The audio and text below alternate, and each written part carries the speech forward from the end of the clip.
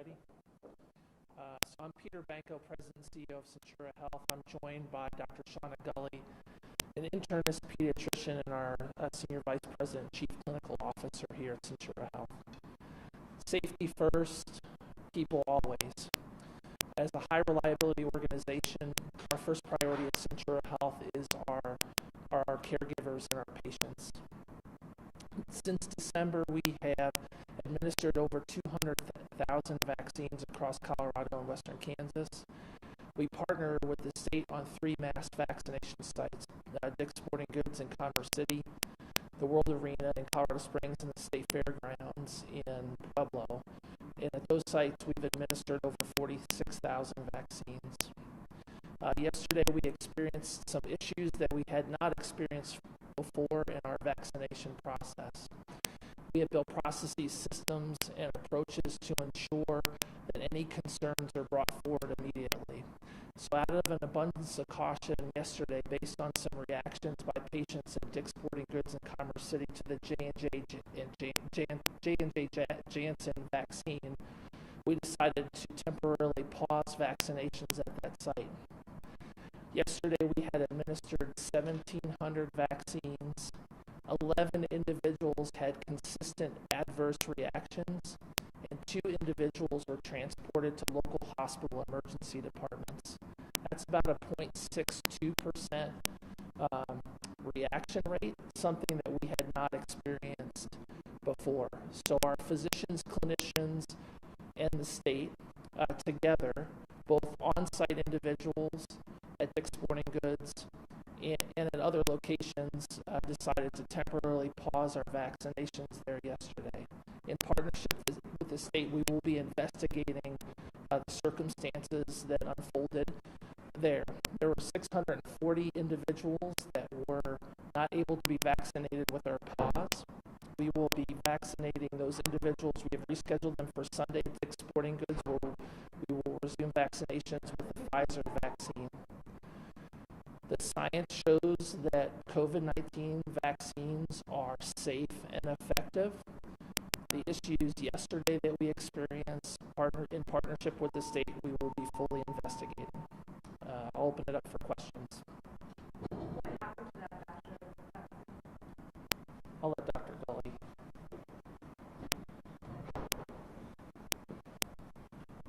Will you repeat your question, please? What happened to that batch of vaccines? After we made the decision to temporarily pause vaccinating yesterday at Dick's Sporting Goods Park, we sequestered those vaccines in partnership with the state so that we can do a full investigation. Was it just one batch? It was 1 day's worth of J&J vaccines that were administered that day. Is there any reason to believe that there was something wrong with this batch that you guys were giving out yesterday? At this point, we have no reason to believe there's anything wrong with the vaccine itself. It is really important to take precautions for safety, however, and so every time we see any anomaly, we ensure that we take the safest possible approach for every patient in our community. And Dr., what do you tell people who might be concerned with that? If they got the vaccine yesterday, some have been asking questions like, I got some of that batch that people had adverse reactions. Might I need to take another vaccine? Was that a healthy vaccine to take yesterday? Well, one of the good things is these adverse reactions showed up very early in the process of vaccination. As you may be aware, people are asked to stay 15 to 30 minutes after vaccination to be observed, and all of these occurrences were in that period of time. So I think the vaccination was likely safe and effective for everyone who received it successfully. Do you know what the status of the 2 people who were taken to hospital was? The 2 people that were transported to the emergency department were observed and released same day. Can you describe to us what the severity of those reactions? And did anybody have any seizures? Was all of this within the range of what's believed to be an allergic reaction? So most of the symptoms that we saw for those 11 people were simple things like lightheadedness, nausea. A couple of people had vomiting. Some people had low blood pressure or hypotension, and those were the reasons that we transported to the emergency department.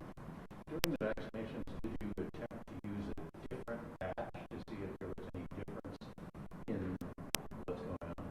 As soon as we identified that there was any concern with adverse reactions, we immediately came together and stopped the line. We always do that for safety, and we ensure that we came together collectively to make the right decision for the people that day. Do the range of these reactions go beyond what you would expect for the J&J or Janssen vaccine? Are they attributed to, for example, Pfizer or Moderna? Are these consistent with J&J? All of the reactions that we saw yesterday have been reported previously in some of the studies for the vaccines. That said, we saw a rate that was higher than what we were accustomed to at all of our other mass vaccination sites. Do you know the origin of these? Were they produced in the Netherlands? Of course, we heard about problems with the Janssen production at the EPS facility in Maryland. Do you know where these came from? I can't speak to the origin of these vaccines, although I know that the state is partnering with the CDC and will probably get more information at a later date. Doctor, until yesterday, there had only been 11 reported problems at mass vaccination sites across the country. And all of a sudden, there were 10 reported for nationally, and then 11 on one day at this mass vaccination site. Any cause for concern so many happening in one day? Well, as you're aware, any deviation from what we normally see gets our attention. So this time we saw that there were 11 individuals that had adverse reactions to the vaccine, so we made sure that we brought all of the appropriate people together in the name of safety. Are you talking with Johnson & Johnson now? Are you asking them questions? Or are they asking you questions about this batch? Right now, our primary communications are with the state of Colorado and CDPHE. How does this affect your the mass vaccination going forward? Did it start again today? And if people miss any appointments, what should they do? We will continue with our mass vaccination sites in partnership with the state. It is so important for everybody to get vaccinated against COVID-19. This is a temporary pause of one brand of vaccine so that we can investigate further. Doctor, does that mean that we will stop doing Johnson & Johnson if we don't hear from the state moving forward? We paused for the moment, and we will get back to you when we have more information. And does Centura have a threshold for the number of people, if you see a certain number of people started having adverse reactions and you want that any cause? Anytime we see an adverse reaction, we ensure that we have rapid communication to all the medical directors that are involved in our mass vaccination sites. Those collective conversations enable us to make a better decision about how many events are going forward and if that's a risk or not. And during the trial for Johnson & Johnson, they had looked at different levels and grades of adverse reaction, or being one of the highest was life-threatening. How would you categorize what you guys saw yesterday? The vast majority of the adverse reactions that we saw yesterday were quite mild. Most people felt much better just after some observation and rest. So in regards to the Centura mass vaccine appointments for Sunday, will they be getting Johnson & Johnson or will they be getting another? Sunday is a Pfizer day. And the remaining vaccines from this lot, will they be used? At this point, the state is sequestering this lot of vaccine until further investigations can be completed. Did you use any vaccines from this lot on previous days? I can't speak to that detail at this moment. Will the people who received vaccines yesterday, if they feel like they're not sure that vaccine works because of what happened, can they be tested to see if the vaccine is effective for them? I think the first step of this is to ensure every person's safety and ensure that we continue to vaccinate all Coloradans against COVID-19. The next step of this process is to do the right investigation in partnership with the state of Colorado and see what steps come next. For the investigation, what exactly are they looking at with the vaccine? I would defer to the state for that question.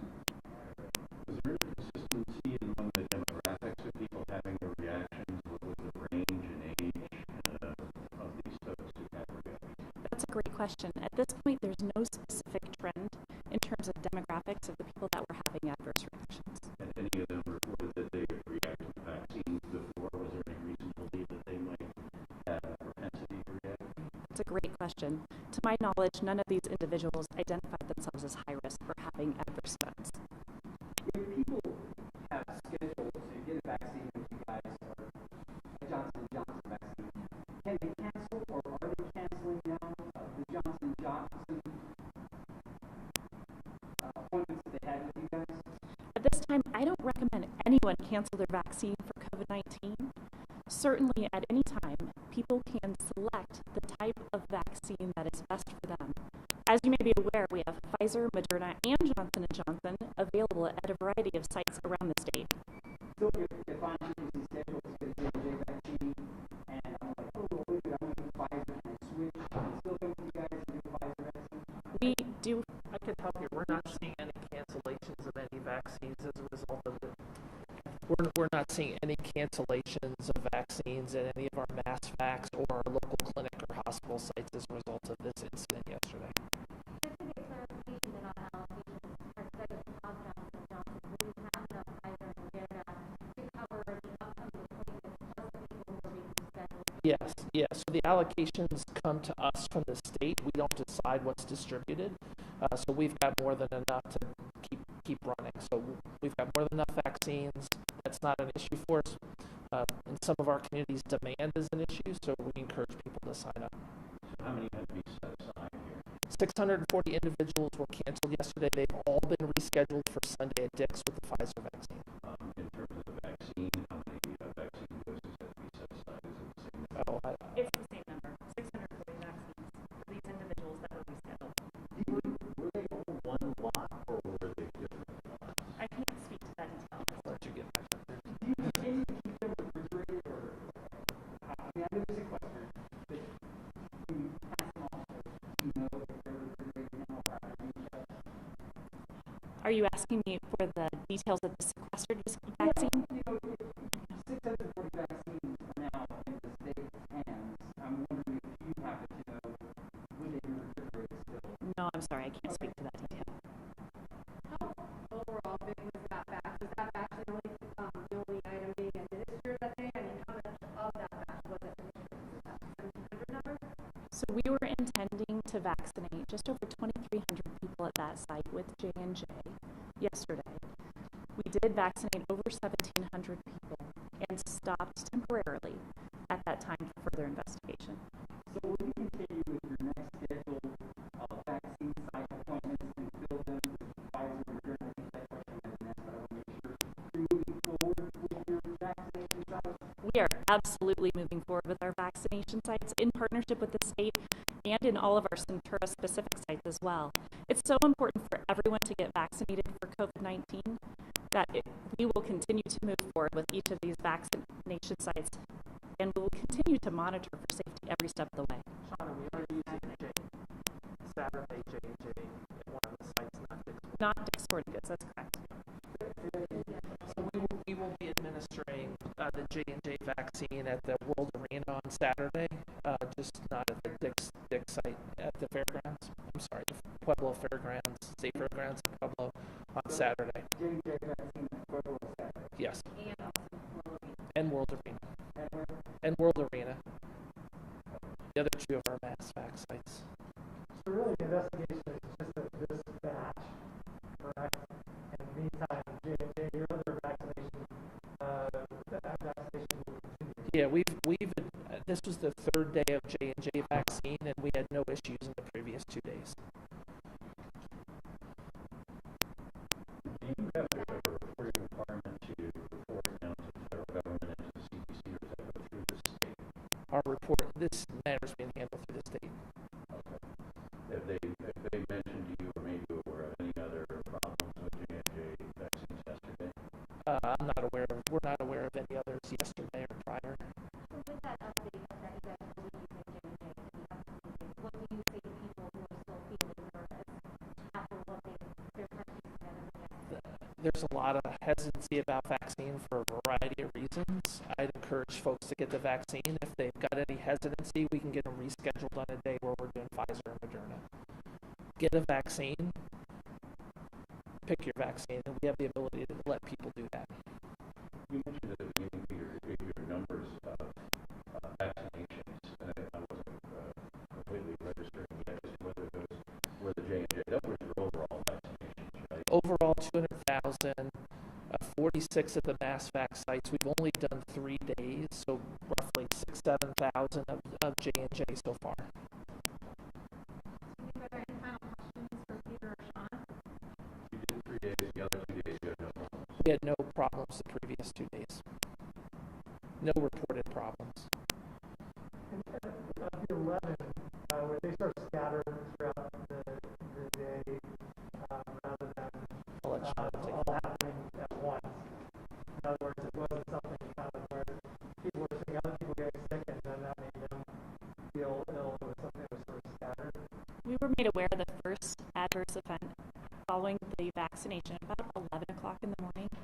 Over the ensuing few hours, there were additional events that came forward, and before 3 o'clock, we had chosen to pause.